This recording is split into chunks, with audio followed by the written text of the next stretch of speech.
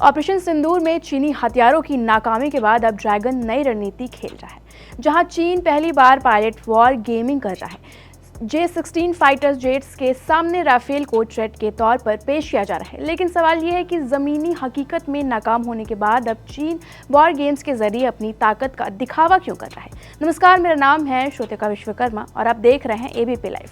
दरअसल चीन की People's Liberation Army Air Force यानी PLAAF ने अपने table top war game simulation में अपने 8 आधुनिक J-16 multi role fighter jets को फ्रांस के 6 राफेल जेट के खिलाफ उतारा, जहां 22 दिसंबर को यह अभ्यास शुरू हुआ और इसकी फुटेज सार्वजनिक की गई, जो आम बात नहीं है, क्योंकि देखा जाए तो चीन आमतौर पर ऐसे मिलिट्री सिमुलेशन को छिपा कर रखता है। उनका यह अभ्यास चीन की मिलिट्री ट्रेनिंग को आधुनिक बनाना और दुश्मन थ्रेट्स के खिलाफ तैयारी को दिखाने का एक बड़ा हिस्सा है। रिपोर्ट्स के मुताबिक इस साल पूरे PLA और पीपल्स आर्म्ड पुलिस फोर्स में बड़े पैमाने पर वॉर गेमिंग को बढ़ावा दिया जा रहा है, जहां ये पहला साल है जब इतने बड़े स्तर पर पायलट वॉर गेमिंग हो रही है। बता दें, इस अभ्यास में 20 अलग अलग यूनिट्स ने हिस्सा लिया, जहां बोर्ड में एक तरफ टास्क फोर्स के रूप में 8 J-16 दिखाए गए, जबकि दूसरी तरफ थ्रेट्स के रूप में 6 राफेल।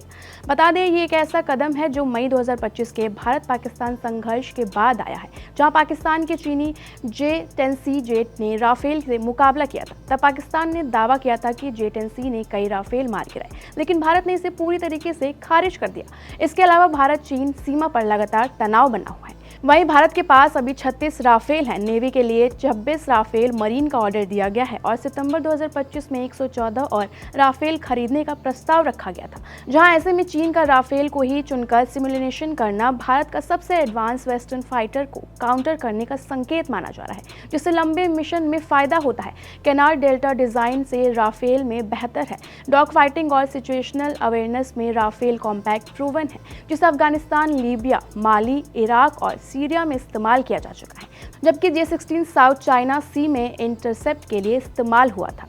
J-16 सिर्फ चीन की वायुसेना के लिए बनता है और इसका एक्सपोर्ट नहीं होता है, इसीलिए प्रिसाइज यूनिट कॉस्ट सार्वजनिक नहीं है। चीनी फाइटर्स के पश्चिमी जेट से काफ़ी सस्ते होते हैं, क्योंकि घरेलू उत्पादक और कम लागत में तैयार होते हैं। वहीं सामान कैटेगरी के J-10C के एक्सपोर्ट्स वर्जन की कीमत 40 से 60 मिलियन अमेरिकी डॉलर यानी करीब 350 से 530 करोड़ रुपए के आसपास बताई जाती है।